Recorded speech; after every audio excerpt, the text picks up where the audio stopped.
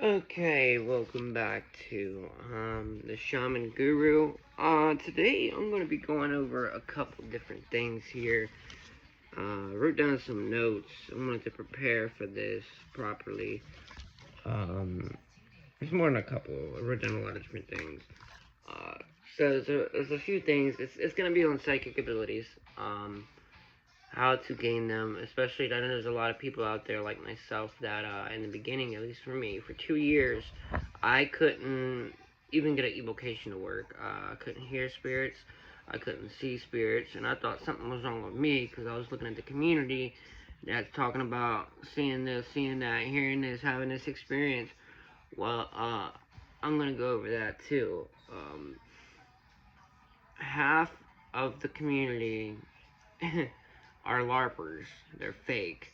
They pretend, they talk out their ass, and the more that you learn, and the more you grow as a magician, the more you study, you could be an armchair magician and tell these people out from the crowd who are fakes and who are not. Just by studying over time, you will get all this knowledge assembled in your mind without even going out and experiencing anything.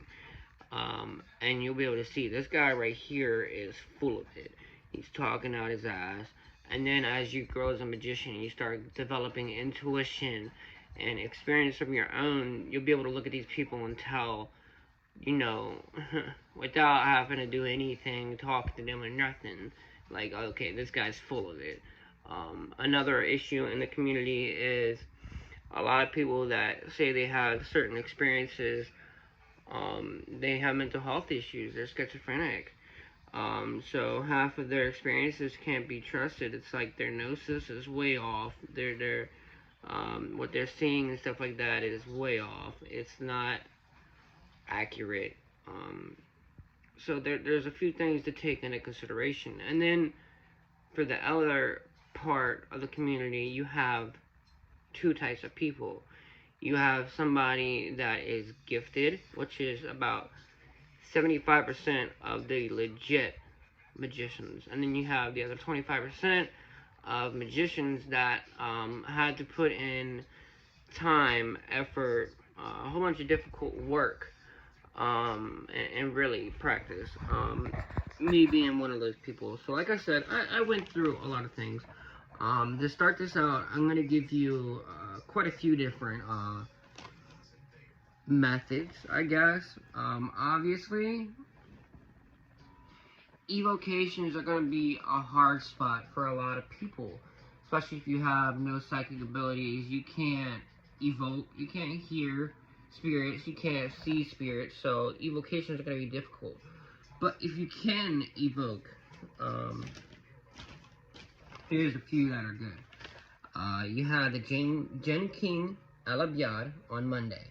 You have the Gen King Maymoon on Saturday. You have the two genius spirits, Castulia, Aestibus. They're both genius spirits, not Jinn, not to be confused.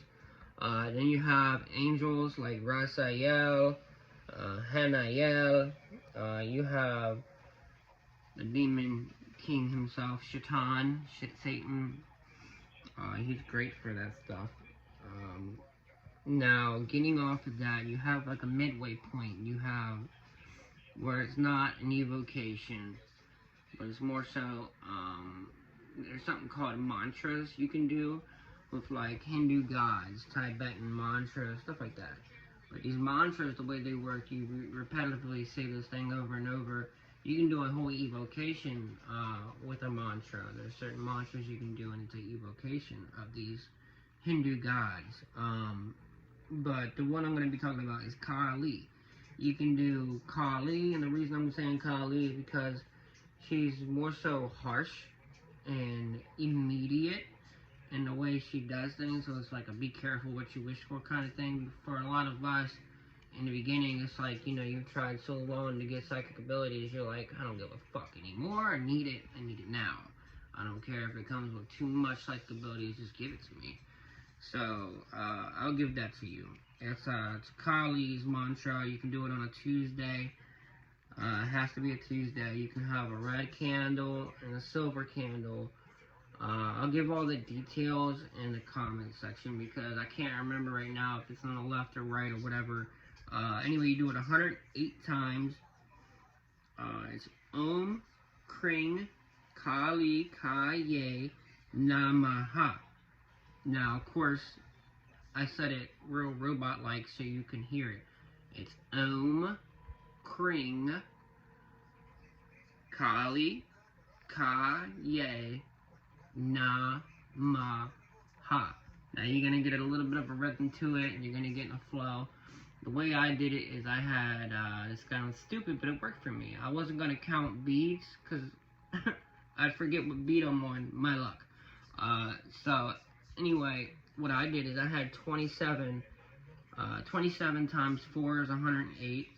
So I had 27 Q-tips, and then I would have them in my hand, and I would count as I was doing it. Om Kring Kali Kaye Namaha, and then I would put it over, and I'll do it again. And as I did it, I'll pick up those again, and then do it over here, and that's 54, and then do it over here, that's whatever it is, and then 108.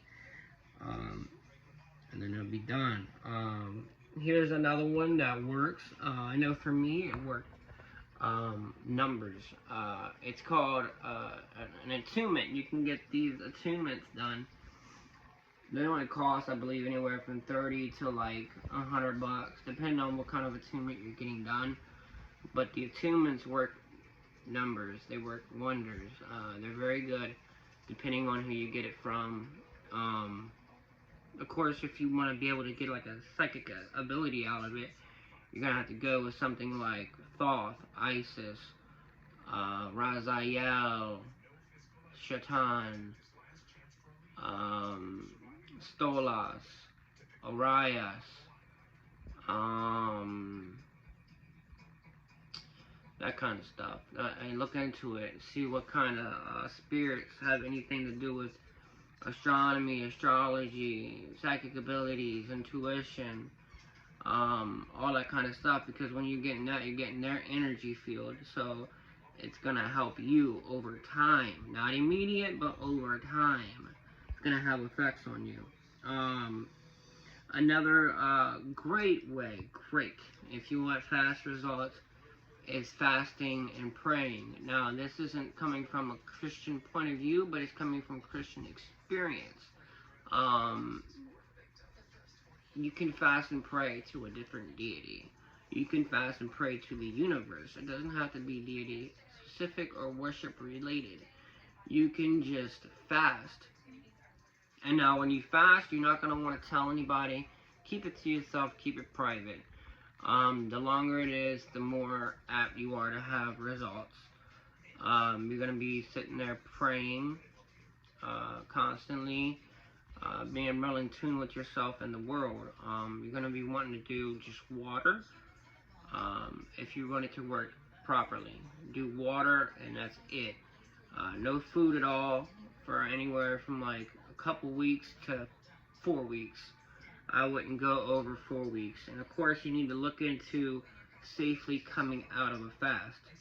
It's very important to come out of a fast properly. You don't want to just come back out and eat like nothing happened, because you're going to hurt yourself. So really do your research. I'm not suggesting anybody do this on a whim. Look into it. Make sure you know everything medically. If you need to, ask a doctor. I don't know. But it is suggested to do that. Health-wise, it's a risk. But if you know what you're doing, it's not. I've done that, and it helped me dramatically. A lot. You can ask for things like a house, a better financial situation, a car, and these things will come true. Just because you're depriving yourself of your materialism, and you're more so tapping into that spiritual side of yourself, and you have more power. You're tapping into that astral realm, yourself, your soul, and you're getting a lot of strength, and a lot of things able to be happening that is not normal. So yeah, let's see. For most people, I guess let's get into it then. For most people, A lot of this has to do with trauma. The reason why you